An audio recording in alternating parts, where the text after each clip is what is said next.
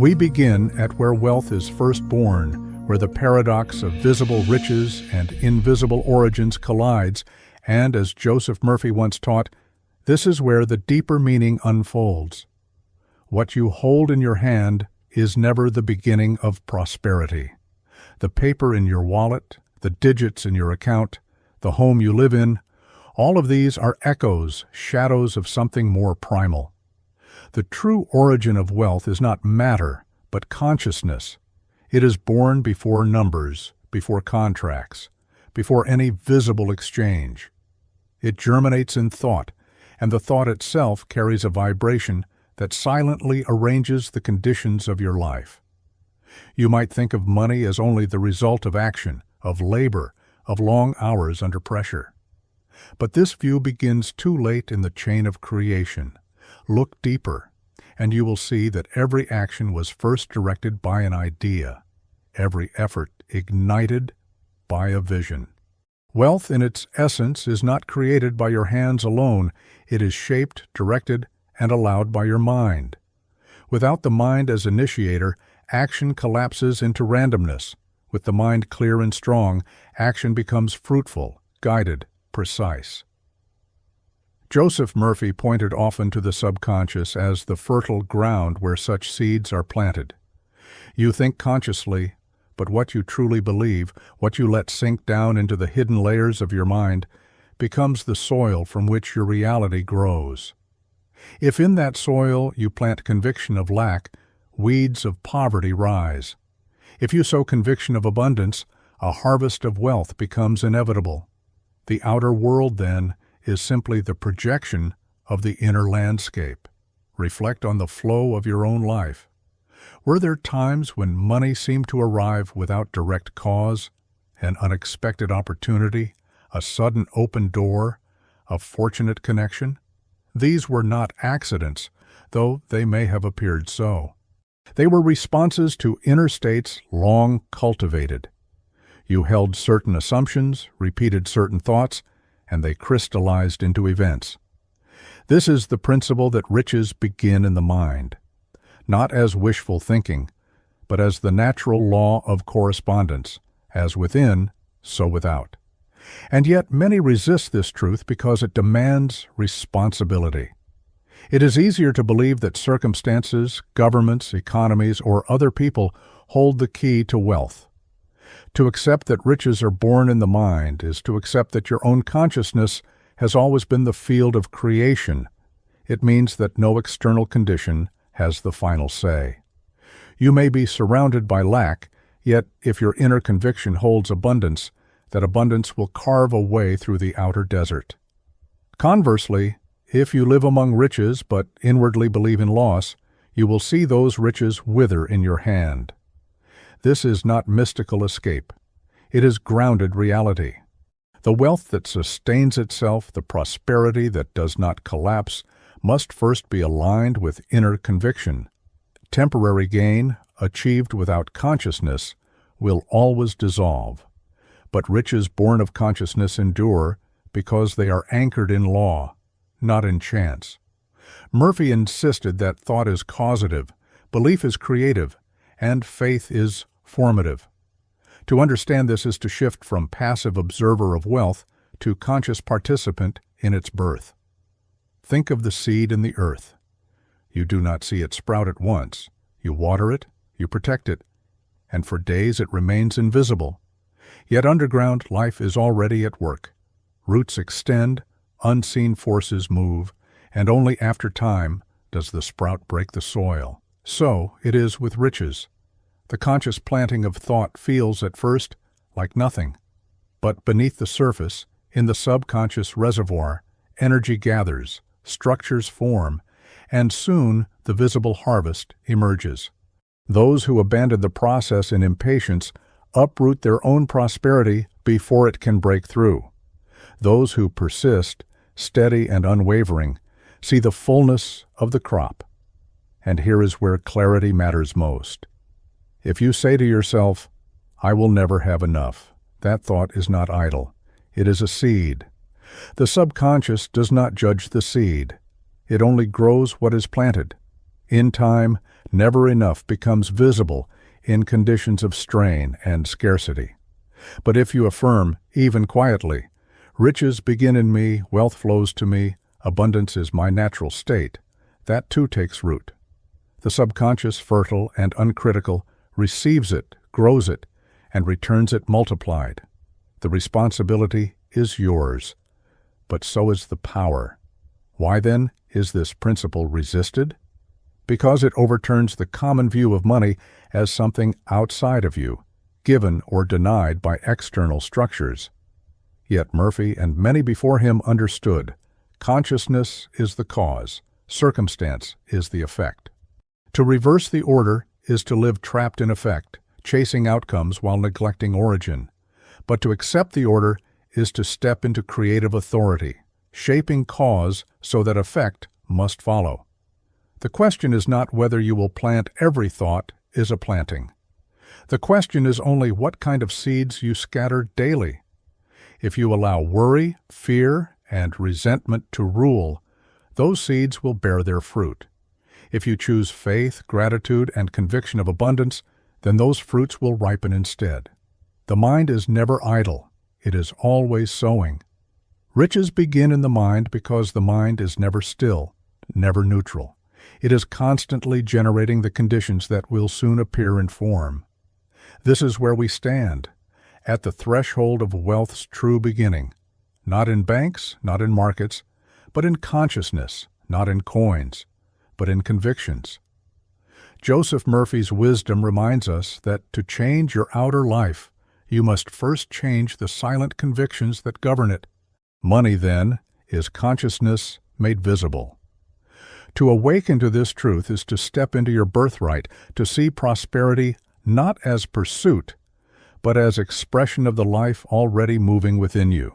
We now move into the mind's hidden treasury, where the deeper mystery of wealth reveals itself, and as Joseph Murphy emphasized, this is the dimension most people overlook. Outwardly, the world shows you coins, salaries, debts, and figures on a screen. Yet beneath the surface, in the depth of your subconscious, lies a treasury so vast that no economic shift, no external authority, and no passing crisis can touch it. This inner storehouse is not filled with physical money, but with impressions, beliefs, and images that, when accepted, are later pressed outward into material experience. The subconscious mind is the unguarded vault where every thought is deposited. Unlike your conscious reasoning, it does not argue, it does not resist, it does not filter with logic, it accepts. When you consciously dwell on lack, on worry, on resentment, those impressions are taken in and stored. They are stamped as instructions, and the treasury pays out accordingly, producing experiences that reflect the deposits. When you dwell instead on abundance, gratitude, faith, and expectancy, those too are stored, and in time, the payout is wealth, opportunity, and unexpected increase. Think of it as a bank that cannot refuse your deposit. You walk in daily, and with every thought you sign a slip, hand it to the teller, and it is accepted without question. The balance builds quietly until withdrawals appear in your visible life. This is why Murphy insisted that riches begin in the subconscious before they ever appear in the hand. What you hold in the outer world is the compounded interest of your inner deposits. Most people are unaware of this process, and so they allow chance and fear to dictate their deposits. They rehearse stories of struggle, replay memories of failure, and predict futures of loss. These stories, repeated, become engraved on the treasury wall. In time, the mind fulfills them, not because the universe is cruel, but because the subconscious is obedient. It grows whatever is given to it. If you sow weeds, weeds come up. If you sow golden seed, golden harvest appears. The treasury does not judge between gold or dust. It multiplies what you offer. Now consider the opposite. When you deliberately and repeatedly impress the subconscious with thoughts of wealth, security, and generosity, You are stocking your vault with treasure that must eventually manifest. The subconscious does not resist, it obeys. And because it operates below the conscious surface, it moves in ways beyond your direct sight. It arranges coincidences, guides intuition, draws you toward people and places that align with your inner conviction. What looks like chance to others is, in truth, the outworking of subconscious direction. This is why Murphy often reminded his listeners to guard the mind at the door of sleep. For in those moments, when the conscious guard grows quiet, the subconscious is most open. The thoughts and images you entertain before rest are deposited most deeply into the treasury. To fall asleep rehearsing fear is to etch fear into the vault. To fall asleep affirming abundance is to engrave prosperity on the inner wall. Over time, these nightly deposits grow into powerful movements that shape your days. Do not mistake this for idle fancy. The subconscious is practical, unrelenting, and precise. It governs the body, the habits, the decisions that seem automatic. If it is saturated with scarcity, you unconsciously sabotage opportunities, dismiss chances, and gravitate toward environments that confirm lack. If it is saturated with abundance, you step forward with confidence, recognize opportunities when they appear, and sustain energy to follow through. The subconscious treasury silently shapes the decisions that accumulate into visible prosperity. Imagine for a moment a sculptor working in secret. You do not see the sculptor, only the finished statue one day revealed. The subconscious is that sculptor. It chisels in silence, day and night, following the design it has been handed. If the design is one of failure, the figure that emerges will carry its marks. If the design is one of abundance, strength, and generosity, the statue will stand tall, radiant, unmistakable. You cannot control the sculptor directly, but you can control the design you hand it. That design is your thought, your conviction, your repeated inner picture. And so, when Murphy declared that riches begin in the mind, he meant precisely this. The subconscious treasury holds the original mold. All that later appears as wealth or lack is cast from that mold. No effort, no struggle, no frantic striving can overturn a mold of poverty, and no setback, no external barrier, no temporary loss can ultimately defeat a mold of abundance. The subconscious will, in time, bring the outer world into alignment with the inner treasury. This is why clarity is power. To recognize that the vault is within you is to reclaim authorship of your financial destiny. No longer must you chase opportunities in desperation. Instead, you plant the seed, hold the conviction, and let the treasury work in silence. This does not mean inaction, but rather aligned action steps guided and supported by a subconscious already moving in your favor. The difference is immense. Without inner alignment, action feels forced and fruitless. With inner alignment, action flows, supported by invisible currents. Consider the riverbed carved by water. The water follows the channel without resistance, but the channel itself determines the direction. The subconscious is that channel. Once set, the stream of life flows accordingly. If the channel bends toward lack, the water follows into dry places. If the channel bends toward abundance, the water nourishes fertile ground. By impressing new patterns on the subconscious, you redirect the channel itself, and the stream of experience must follow. This hidden treasury, then, is the origin of visible wealth. Guard it, feed it carefully, choose deliberately what you deposit, for the vault never forgets. And in time, what you hold in your hands will be nothing other than what you first stored within. We step further into conviction creates currency, where belief reveals itself not as idle sentiment, but as the very blueprint of financial destiny. And as Joseph Murphy tirelessly reminded his audiences, nothing of enduring value can come into your life unless it is first permitted by conviction. Here is where many falter. They assume that wishing, hoping, or casually affirming is enough to shift circumstance. But the subconscious treasury responds not to fleeting thoughts, but to sustained belief, to conviction that has sunk beneath surface doubt and become immovable. Consider how an architect works. No building is raised until a blueprint exists. That blueprint determines height, width, form, and structure.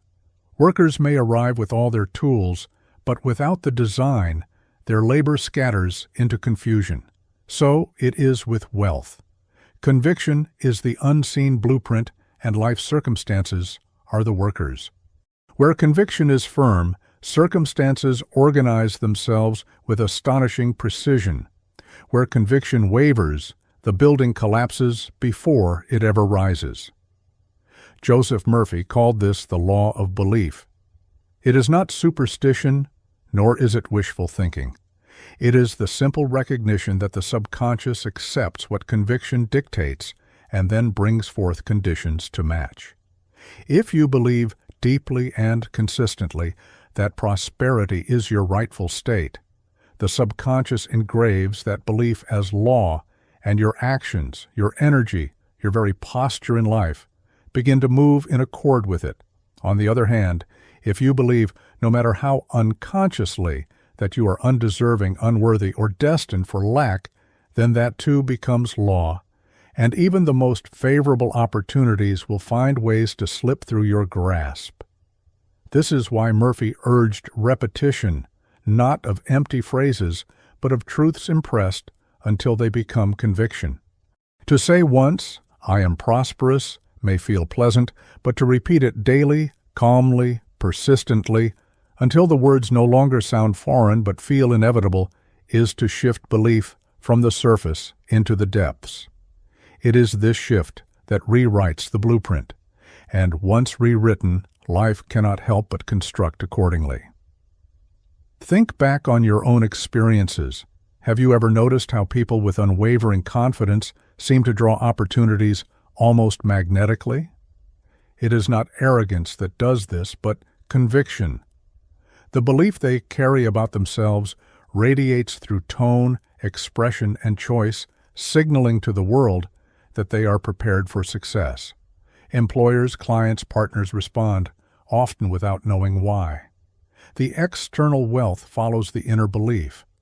Others who doubt their own worth may work just as hard, yet find doors closed, for their conviction, though silent, has already barred the way. Belief does not mean blind denial of reality. It means shaping reality's direction. The one who is drowning in debt but chooses to hold conviction of abundance is not ignoring numbers. They are refusing to let numbers dictate final truth. They act, but they act from a place of certainty rather than panic. They plan, but they plan with expectation rather than dread. Slowly, circumstances shift, because the blueprint has changed. Where fear once carved channels of loss, conviction now carves channels of gain.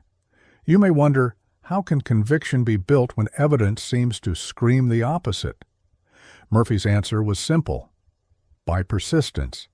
The subconscious is impressionable, and repetition etches grooves into it. Just as a river deepens its bed through steady flow, so repeated conviction deepens until it becomes unshakable. You need not wrestle with doubt directly. You need only keep affirming truth until doubt erodes through lack of attention. The Treasury accepts what is repeated most, not what is momentarily shouted. Observe also how conviction shapes behavior unconsciously. A person convinced of scarcity hesitates, withdraws, avoids risk, misses timing. Their actions confirm their belief, and so scarcity continues. A person convinced of abundance steps boldly, sees openings, endures setbacks without collapse. Their actions, energized by conviction, naturally lead to increase. It is not magic, it is cause and effect. Belief becomes blueprint. Blueprint guides behavior. Behavior attracts results. Results reinforce belief. Thus the cycle continues, upward or downward, according to the conviction held. The critical choice, then, is this. Which conviction will you allow to harden into blueprint? No one escapes belief. Every human lives under some form of conviction, either inherited or chosen. To neglect this power is to let fear, culture, or circumstance write your design. To claim this power is to become deliberate, to choose prosperity, to repeat it until it becomes the deep law of your being. Joseph Murphy declared, "Wealth is simply a subconscious conviction of abundance." Read that again in silence. If it is simply conviction, then you hold the pen. You may change it at will. It will not shift instantly, for conviction must be cultivated, but it will shift inevitably if you persist. And once the blueprint is rewritten, the structure of your life cannot resist taking shape around it. So let this be the moment you decide, not to dabble in hope, not to toy with casual affirmation, but to anchor conviction, to say within yourself, without apology, that riches begin in the mind, and that your mind now chooses abundance. This conviction will not remain hidden. It will form the blueprint of your days, and soon enough the currency in your hand will be nothing more than conviction made visible. What if poverty has never been real? What if it is not a permanent fact of existence, but only a shadow, a distortion cast upon the screen of life by belief? Joseph Murphy called it a mirage because, like a desert traveler staring at the horizon, the thirsty mind sees emptiness where in truth a spring exists. The illusion is convincing, but it is not substance. Scarcity, when examined deeply, dissolves. It has no roots in ultimate reality. Look at the natural world. The trees do not ration their fruit. They give without calculation. The river does not count its drops. It flows and keeps flowing. The earth itself produces mineral wealth, crops, renewal, and abundance beyond measure. Every season repeats the truth that life is overflow, that creation itself is surplus. Where, then, does poverty come from? It comes from the mind that insists there is not enough. That single phrase, repeated and reinforced, creates the appearance of shortage. But it is not law. It is only a habit of thought. And yet, the illusion is powerful. Think of the man who earns steadily but lives in constant anxiety. No matter the paycheck, he feels behind. His language repeats, "I can't keep up. I'll never get ahead." Those words sink into the subconscious, and the Treasury pays out accordingly. Bills stretch, unexpected expenses arise, and the feeling of lack becomes constant. To him, poverty seems undeniable. Yet another woman, with half his income, carries within her a steady conviction. I am always supplied. Life provides what I need. Somehow opportunities open, relationships support, chances arise, and she moves forward with quiet assurance. To the casual observer, she is lucky. But to one who understands, her life is simply reflecting her belief. One rehearses scarcity until it fills his reality. The other rehearses abundance until doors cannot help but open. Scarcity gains its power not from reality, but from attention. Each time you dwell on shortage, the subconscious records it as command. The more you repeat the story, the more evidence appears to confirm it. A delayed payment, a rising cost, a missed opportunity, all become proof that the fear was justified. But this is not proof. It is self-fulfilling prophecy. Poverty survives by repetition, not by truth. Withdraw attention, and the cycle weakens. Replace it with abundance, and the pattern dissolves. Does this mean deny your bills? Pretend the numbers do not exist? Number. It means refuse to let them define your identity. Poverty is not who you are. It is not written in your DNA. It is not your destiny. It is only the temporary arrangement of conditions, and conditions change the moment conviction changes. Murphy often said, "You are never broke in consciousness unless you accept it." To identify with poverty is to hand it the keys of your life. To reject it as identity is to weaken its hold instantly. Think of scarcity as fog. It blurs vision, distorts shapes, and makes the road uncertain. But fog has no substance. The sun burns it away. Abundance is that sun. The moment you hold fast to conviction that life provides, the fog of scarcity begins to thin. You may not see the road clearly at first, but each step in faith brings more light, and soon the landscape of plenty stands revealed.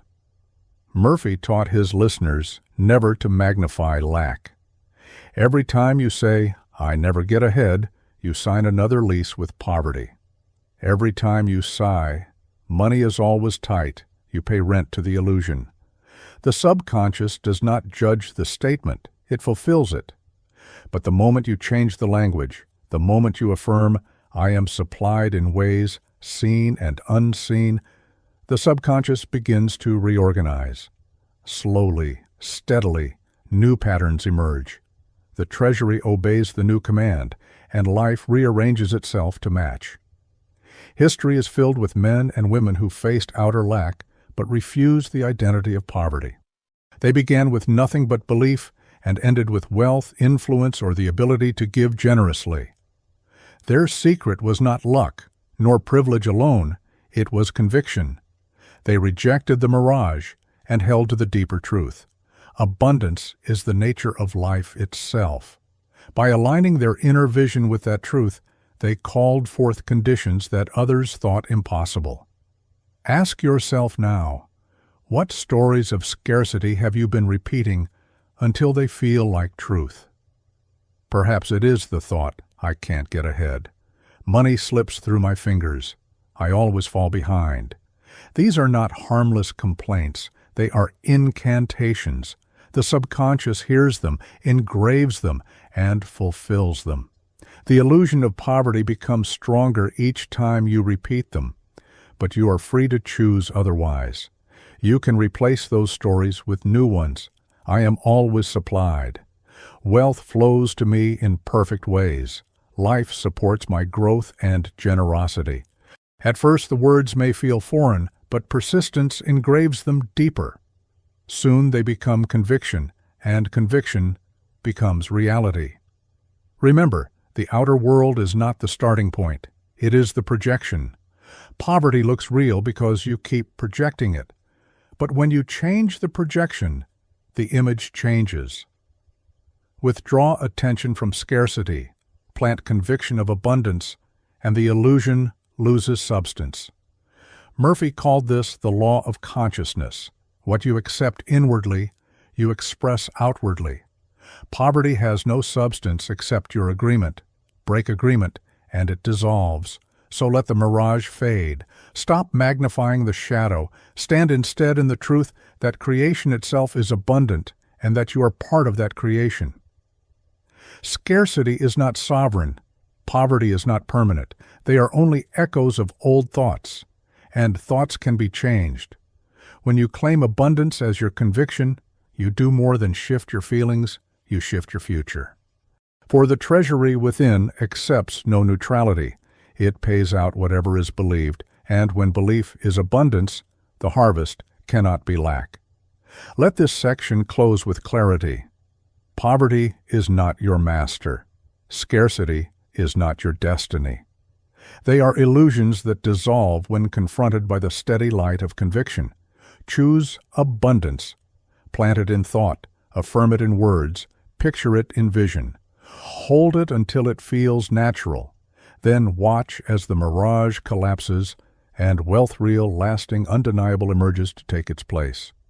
Every fortune begins with words, and every downfall does too. Joseph Murphy reminded his listeners that the tongue, whether spoken aloud or whispered within, is never idle. Language directs the mind, and the mind directs life. The quiet stream of self-talk flowing through you each day becomes the pattern that your subconscious accepts. And once accepted, it does not question its constructs. Think about the conversations you have when no one hears you. When a bill arrives, what do you mutter beneath your breath? It's always something.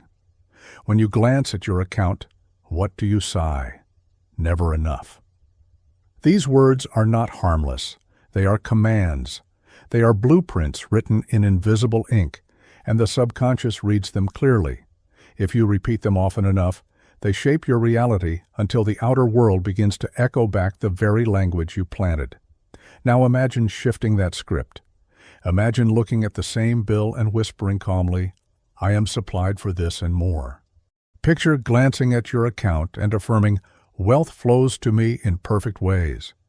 The difference may feel subtle at first, even awkward, but repetition is the sculptor of belief. Each affirmation carves a deeper groove until the subconscious accepts it as law. Once that acceptance is made, life bends in response.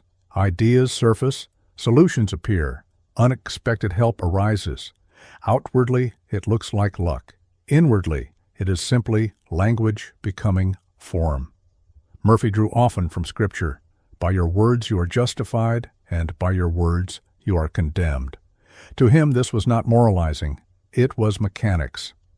Words build or words destroy, depending on which are chosen. To speak constantly of lack is to cement scarcity. To speak constantly of abundance is to prepare for prosperity. The principle is impartial. The Treasury multiplies whatever you deposit most. Consider the emotional weight of words. A single phrase can shift your mood, your posture, your decisions. Whisper, "I am failing," and watch how your shoulders slump, your energy drain, your motivation vanish. Whisper, "I am rising," and feel the subtle lift in spirit, the willingness to try again, the courage to step forward. Words charge emotion, and emotion fuels action. Action then creates results, which reinforce the words that began it all. Thus the cycle is complete. Some resist this teaching, saying, "But words are just words." Yet experience proves otherwise. Nations have been stirred by speeches, wars ended by promises, movements born from a single phrase. If public language can alter history, why should private language not alter destiny? Murphy insisted that the most powerful pulpit is not in the public square, but in the inner chamber of the mind, where words repeat hour after hour. That language, unnoticed by the world, is shaping the life you will soon walk in. This is why he warned against careless speech. Casual complaints, self-deprecating jokes, and anxious mutterings all become instructions. The subconscious does not laugh at the joke. It does not say, "He didn't mean it." It records. It multiplies. It fulfills. To say, "I'm always broke," even in jest, is to seed poverty. To say, "I'm blessed beyond measure," even quietly, is to seed abundance. The harvest depends entirely on the choice. So how can this principle be harnessed? Through deliberate affirmation. Choose a few sentences that reflect abundance and repeat them with calm conviction each day, not as frantic chants, but as steady declarations. Money flows freely to me. I use it wisely and gratefully. My supply is endless. At first, the words may feel empty, but persistence fills them with power. Over weeks and months, the subconscious accepts them as truth, and life adjusts to match. The practice can be subtle. Before sleep, replace the day's worries with gentle affirmations. Tomorrow, provision will meet me. In the morning, greet the day with words of faith. This is a day of increase. Throughout the day, when old language of lack tries to surface, stop and replace it. Over time, this vigilance reshapes your inner dialogue until abundance becomes your natural speech. And when language shifts, fortune follows. Think of words as currency themselves. Careless words spend your wealth on illusions of lack. Deliberate words invest your wealth into realities of abundance. Each phrase is either an expense or an investment. The choice is constant, and the results are inevitable. So watch your language. Guard it as you would guard your treasure. Refuse to sign contracts with poverty through careless speech. Refuse to rent space to scarcity with constant complaint. Choose instead to affirm what you desire, calmly and persistently. For language is not ornamental, it is creative, and when chosen with intention, it becomes the architect of fortune. The tongue, said Murphy, is a rudder. It is small, but it directs the whole ship. Let your language steer you toward prosperity. Let it carve the path of wealth. And in time, the words spoken in silence today will echo tomorrow as abundance made visible. Yet words alone are not the end of the process. Behind every phrase lies an image, a picture the mind holds quietly. When you say, "I am wealthy," what scene forms in your imagination? Do you see freedom, generosity, calm provision, or do you see only numbers slipping away? The picture hidden beneath the phrase matters as much as the phrase itself. For language may be the rudder, but image is the wind that fills the sails. Without it, the ship does not move. And so, the next key rises, the silent cinema of the mind, the pictures you project inwardly, night after night, day after day. They are not idle fantasies, they are magnets shaping what comes to meet you. Every fortune begins with a picture. Words alone can guide your direction, but the images you carry in the silence of your imagination are the real architects of destiny. Joseph Murphy spoke often of this truth. The subconscious responds most powerfully, not to logic or reasoning, but to pictures. You may argue with yourself, you may try to reason your way into wealth, but unless the picture within you changes, the outer result remains the same. Think about how memory clings. The mind forgets the exact phrasing of conversations, but remembers the scenes, the room, the expressions, the atmosphere. This reveals the secret. The subconscious, too, works in images. If you continually replay the same picture of shortage-late bills stacking, wallets thin, doors closing, your subconscious accepts it as fact and begins building reality to match. The illusion feels undeniable, not because it is law, but because you rehearsed it until it hardened. Now imagine a different film running in the mind. See yourself walking calmly, bills paid with ease, choosing where to invest, giving to others without hesitation. Imagine sitting with peace in your chest as you hold a checkbook that never brings dread, but only gratitude. At first it may feel like fantasy, but repetition turns fantasy into conviction, and conviction into fact. Murphy taught that visualization is not idle daydreaming, it is rehearsal. Just as a musician practices scales until the fingers move by instinct, you rehearse abundance until the actions of prosperity become natural. This practice carries power because it does not depend on circumstances. You can visualize wealth in the very moment when your bank account reads empty. You can carry an image of generosity while your hands feel bare. And that image, if sustained, will outlast the condition. Conditions pass. Images endure. The one who clings to the picture of abundance shapes tomorrow while standing in today's lack. The one who clings to images of poverty shapes tomorrow's lack even while standing in temporary plenty. The subconscious knows no present tense. It only obeys the image given, and it begins organizing all forces to make that image real. Think of the subconscious as a projector. It cannot choose its own film. It only casts onto the screen of life the reels you feed it. If you give it reels of scarcity, the picture outside will be scarcity. If you give it reels of wealth, the picture outside will be wealth. The projector is neutral. The film is your responsibility, and the audience that must live with the outcome is you. Notice also how images stir emotion. A vision of failure squeezes the chest, lowers the shoulders, drains the will to act. In such tension, even real opportunities appear invisible.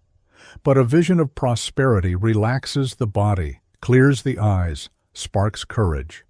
The feeling that comes with the picture becomes the frequency you broadcast into the world, and life answers with events tuned to that signal. This is why visualization matters, not because images themselves hold mystical power, but because they generate emotions and behaviors that align with prosperity. Consider how athletes use this law. Before stepping into the arena, they rehearse the victory in their mind.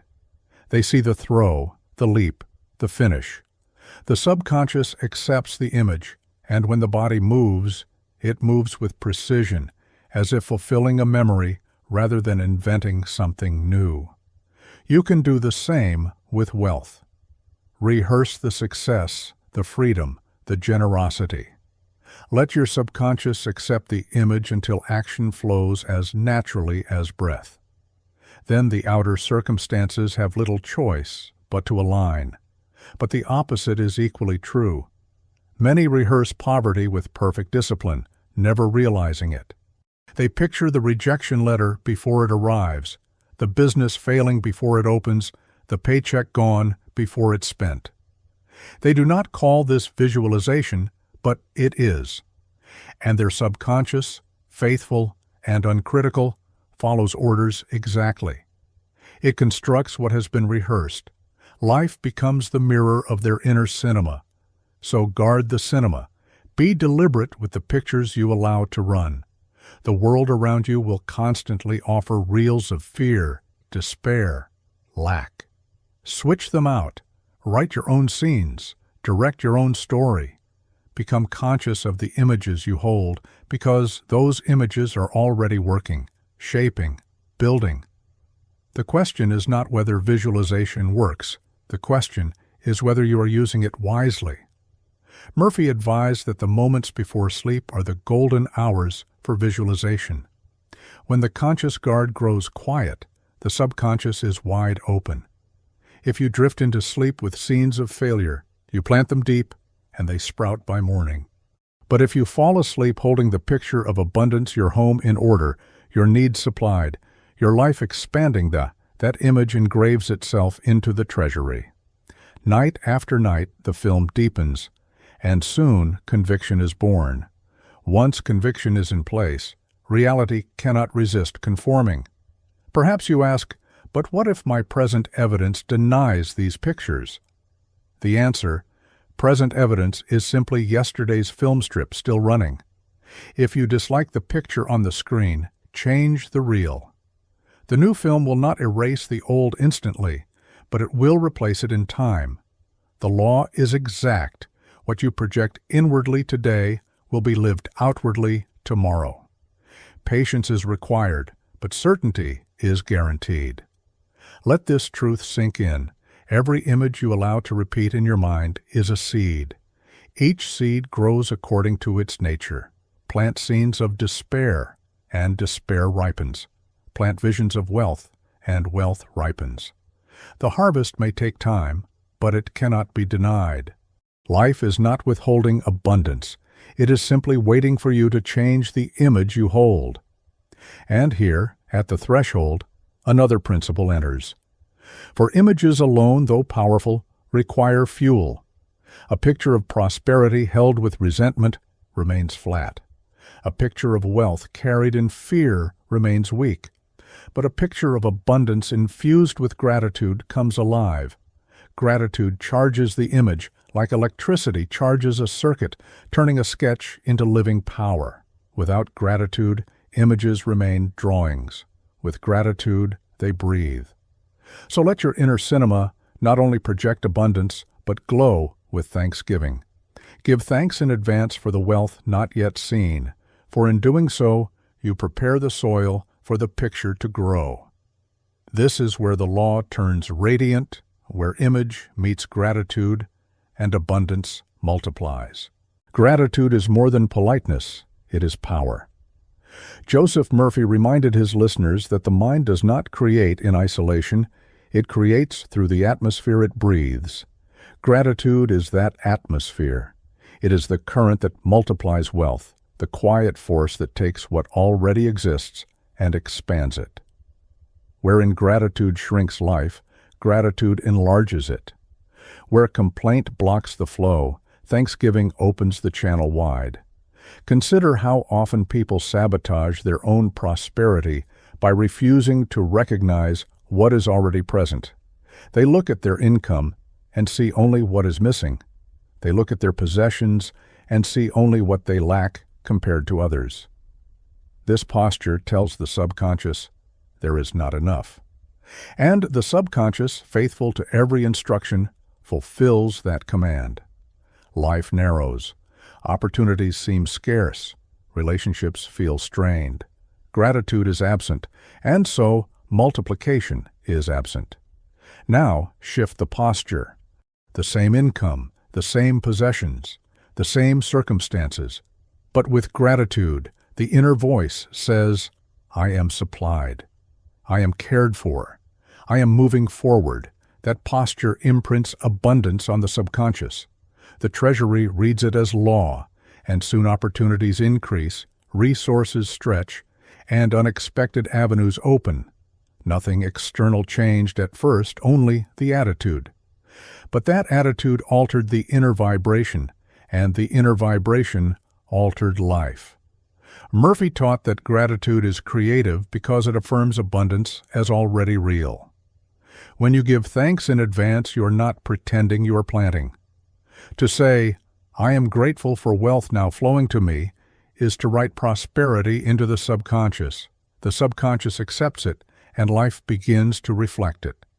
Gratitude, then, is not merely reaction, but initiation. It does not wait for abundance to appear. It causes abundance to appear. Think of the farmer who waters his seed before any sprout is visible. He gives thanks for the harvest while staring at bare soil. His gratitude is not denial. It is faith in the law of growth. So it is with wealth. Gratitude before the manifestation is the water that brings the seed to life. Without it, the image remains dormant. With it, the image quickens, multiplies, and pushes through into form. Notice, too, how gratitude transforms emotion.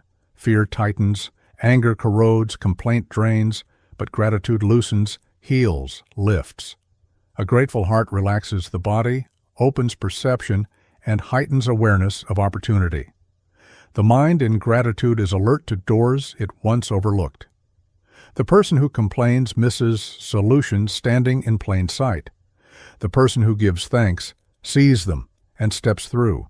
Gratitude not only changes how you feel, it changes what you can see.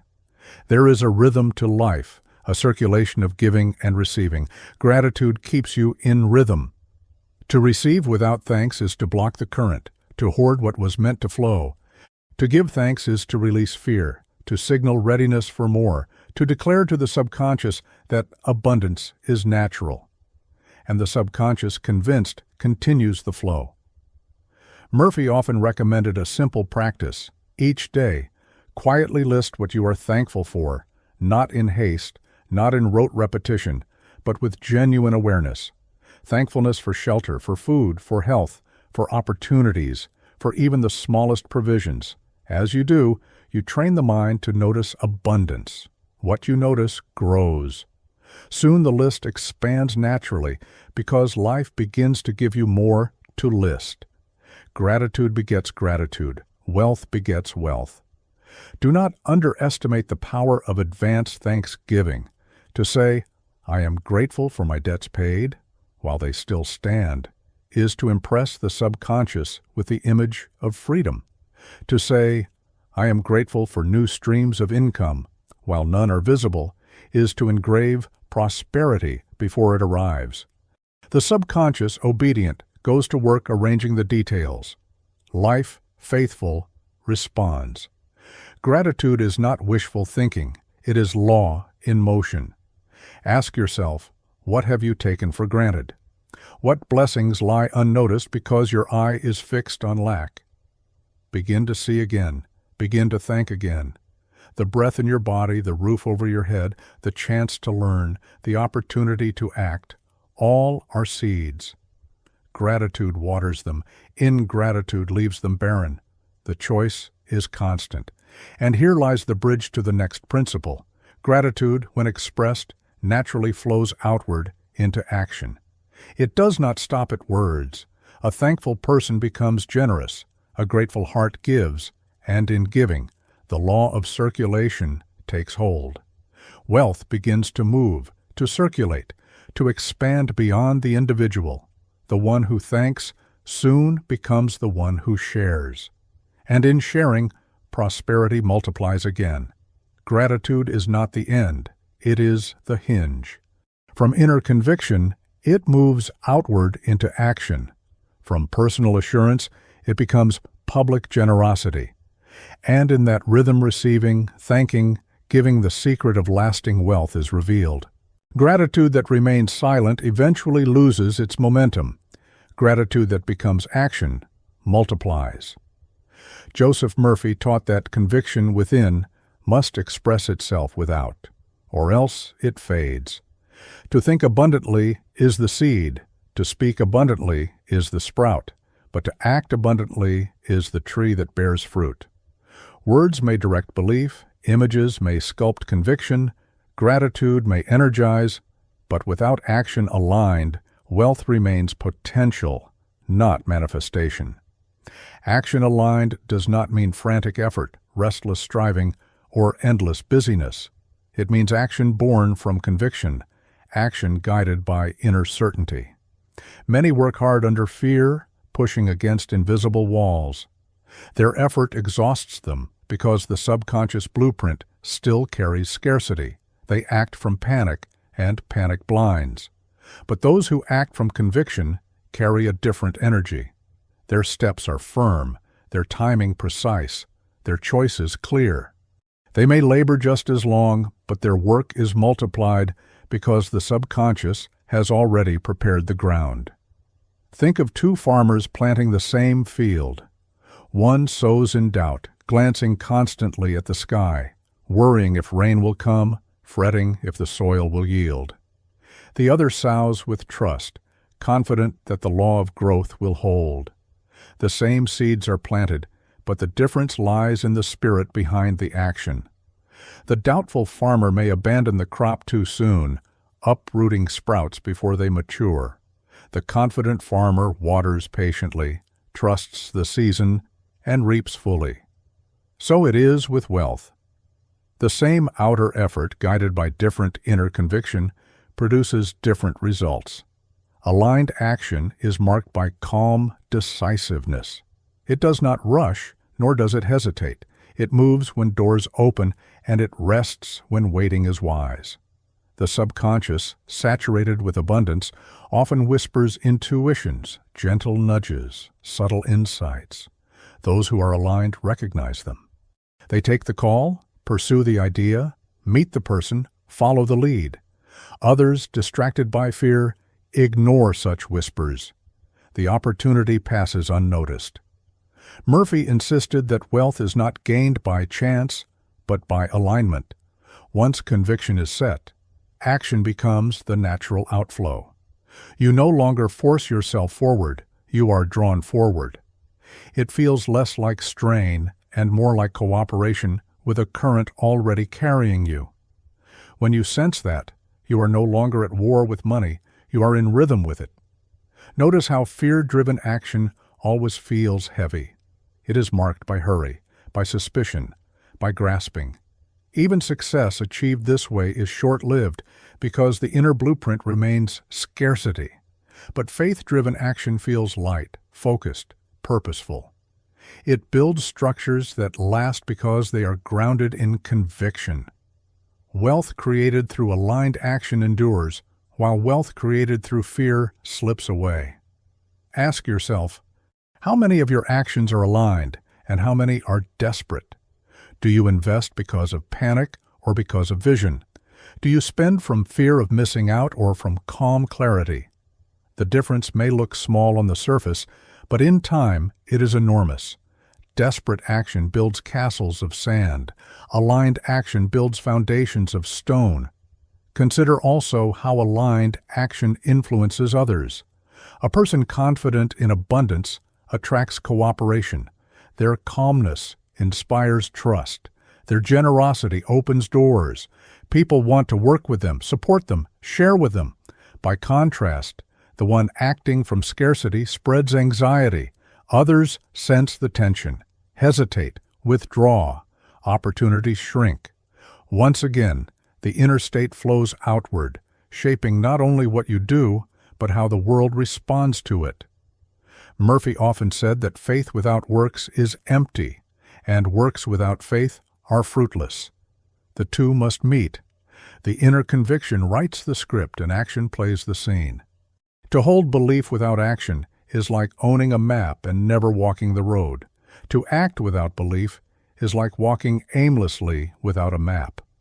But when belief and action unite, the journey becomes inevitable. Wealth unfolds not as accident, but as destination reached. This union explains why some succeed where others, equally talented, fail. The difference is not in skill, but in alignment. One acts from conviction and finds the world cooperating. The other acts from fear and meets resistance at every step. The same doors may exist for both, but only one carries the key of certainty. So let gratitude move you into action. If you are thankful for provision, show it by giving generously, by stewarding wisely, by working diligently. Gratitude that acts is gratitude proven, and action taken in that spirit multiplies itself. The subconscious reads the motion as evidence of belief, and belief deepens further. Thus, a cycle is born. Conviction fuels action, action reinforces conviction, and together they produce wealth. Here, then, the pattern grows clearer. Wealth is not only thought, not only speech, not only image or gratitude.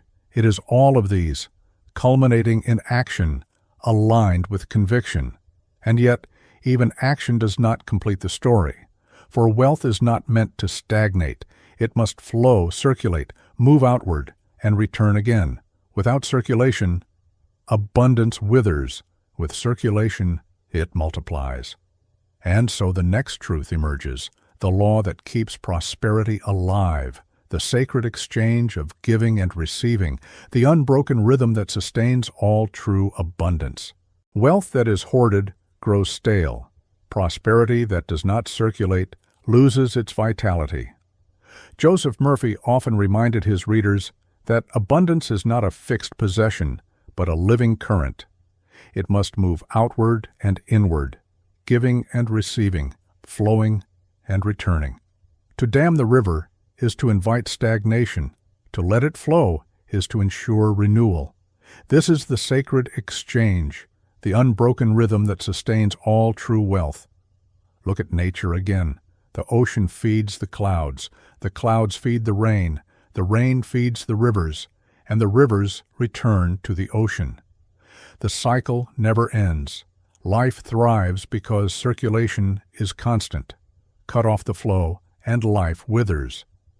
Abundance operates by the same law. Money, resources, opportunities, all are forms of energy. They are meant to move through you, not merely to you. When you give, you create space for increase. When you receive with gratitude, you complete the circuit. Many misunderstand this law and clutch tightly at what they have. Fear whispers, "If I let this go, I may not get more." That fear becomes the belief, and the subconscious, ever obedient, fulfills it by closing channels. Opportunities vanish, doors shut, money dries up. The hoarder becomes the victim of his own mistrust. But those who give freely without panic affirm abundance with every act. They tell the subconscious, there is more than enough. The treasury multiplies accordingly, and life keeps the current flowing. Giving is not reckless disposal. It is deliberate participation in the law of circulation. To give with resentment is to cut the flow. To give with joy is to energize it. The amount matters less than the spirit. Even a small act, given with gratitude, signals to the subconscious that abundance is real and present. That signal is returned multiplied. Murphy called this the law of increase. What you praise, what you bless, what you release in joy, grows. Receiving is just as vital. Some can give generously, but struggle to receive, feeling unworthy or guilty. This, too, breaks the circuit. To reject what life offers is to declare to the subconscious, "I do not deserve abundance." The Treasury, hearing this, limits its outflow. But to receive with humility and thanks is to affirm, "I accept the flow of life," and the flow continues. Giving and receiving are not opposites. They are the two halves of one breath. Exhale without inhaling, and you collapse. Inhale without exhaling, and you suffocate. Only in rhythm does life remain. Ask yourself, where have you interrupted the current? Do you withhold generosity because of fear? Do you push away help because of pride? Do you give but with resentment, or receive but with shame? Each of these breaks the sacred exchange, and each can be healed by a shift in consciousness. Give with joy, receive with thanks, and let the cycle turn again. Murphy often used the metaphor of tithing not as obligation, but as demonstration of trust. To release a portion of your wealth in gratitude is to affirm that supply is endless. You declare that your source is not the paycheck, not the client, not the account, but the infinite treasury of life itself. And once declared, the subconscious multiplies the seed. The act of giving becomes not subtraction, but multiplication. Consider the paradox. The miser clutches coins and remains poor, while the generous person releases coins and becomes rich. The difference is not luck, it is law. One affirms scarcity with every clenched fist.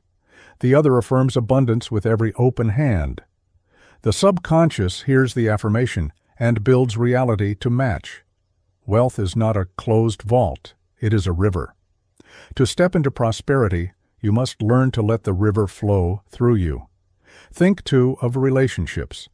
The person who always takes but never gives soon finds themselves isolated. The one who gives freely but never receives soon grows depleted. Only mutual exchange sustains connection. Money is no different. Hold it too tightly, and it leaves you. Give it carelessly, and it escapes you. But honor the rhythm, give with joy, receive with gratitude, and wealth grows strong, not by force, but by flow. This is the sacred exchange, giving and receiving as one continuous breath. When you enter this rhythm, fear loses its grip. Poverty dissolves, for poverty depends on the belief that there is not enough to circulate. Abundance lives, for abundance knows the flow is endless. And here lies the doorway to the final truth. Circulation is not just about money, it is about consciousness itself. The wealth you embody must eventually transcend transactions and become identity. The ultimate prosperity is not something you hold, it is something you are. Wealth as consciousness, wealth as state of being, wealth as the natural atmosphere of your life. That is where this journey leads. There comes a point when prosperity ceases to be a pursuit and becomes a presence. Joseph Murphy described this as wealth not merely in the hand but in the mind, not as an occasional gain but as a state of being.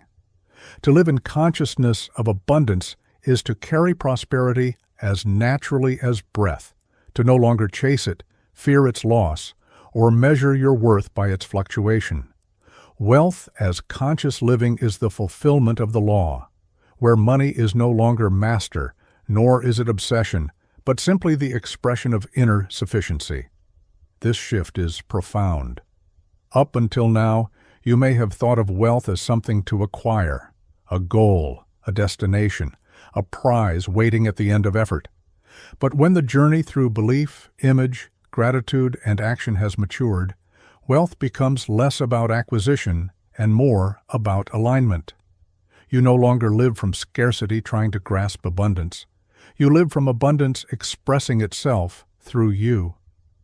The direction reverses. Prosperity is not something you reach for. It is something that flows from you. Consider the freedom of this posture. When wealth is identity, fear of loss dissolves. You no longer cling to every coin, for your supply does not depend on the coin. You no longer panic at shifting circumstances, For circumstances are only reflections, not sources. You walk through seasons of plenty with calm stewardship and through seasons of challenge with steady assurance. The treasury within remains constant. To live in conscious wealth is to stand on unshakable ground, no matter how the winds outside may blow. This is not indifference to money, it is mastery of it. You use it wisely, direct it with intention, release it with generosity, and receive it with joy. But you are never enslaved by it. To those still trapped in scarcity, such freedom looks impossible. Yet it is simply the natural outcome of the path you have walked. Thought purified, belief anchored, image sustained, gratitude multiplied, action aligned, circulation embraced. The final step is identity transformed. You no longer have wealth, you are wealth. Think of the sun. It does not strain to shine. It does not measure each ray, fearing shortage. It radiates because radiance is its nature. Conscious wealth is the same. You no longer calculate whether you can afford to give kindness, to share opportunity, to invest in vision. You radiate because abundance has become your nature. The subconscious has been trained, belief has been set, the mirage of poverty has dissolved, and now prosperity is not performance, it is presence. Murphy often said, "You are born to lead a full, happy, prosperous life." Notice the word prosperous. He did not mean only financial. He meant expansive, generous, flourishing. When you live in wealth consciousness, money aligns, but so do relationships, health, creativity, and peace. Abundance seeps into every corner because it is no longer a single compartment of life, but the atmosphere of your being. Ask yourself, what would it feel like to stop chasing and start embodying? To wake each day not in worry, but in quiet confidence, not in fear of lack, but in expectation of supply. That feeling is not fantasy. It is the essence of conscious wealth. The moment you hold it steadily, the moment you let it define you, the outer world must mirror it. This is the great paradox.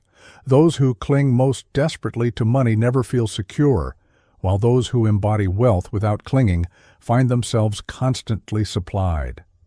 The difference is not external condition, it is inner identity.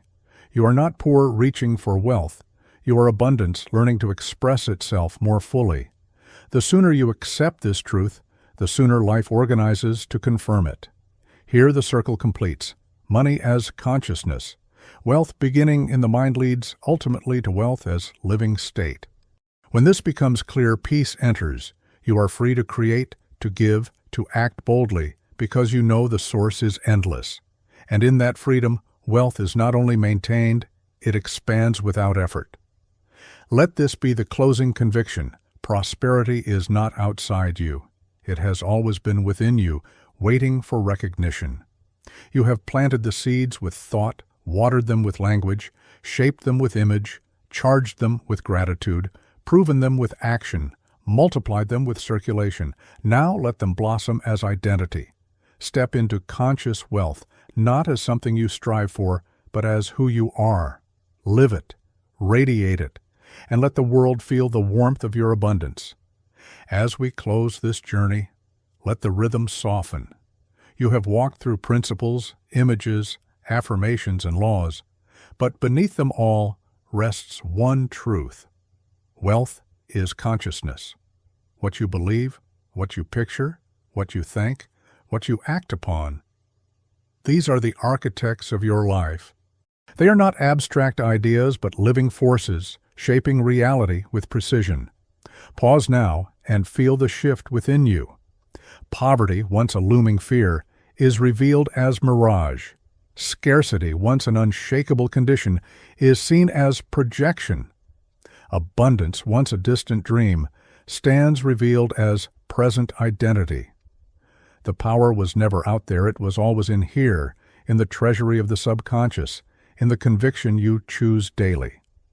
Let the old stories fall silent. Let the language of lack dissolve. Let the images of fear fade into the past.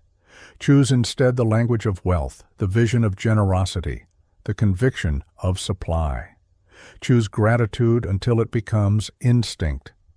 Choose action that flows from faith, not panic. Choose circulation that mirrors the endless rhythm of life. And above all, choose to embody prosperity, not as something fragile, but as something natural. The journey does not end with these words. It begins anew each time you think, each time you speak, each time you picture, each time you give thanks, each time you act. Every moment is another chance to affirm abundance and to live from it. So rest now in this assurance. Riches truly begin in the mind, and you are already rich in the only place that matters first. From here, wealth in all its forms must follow.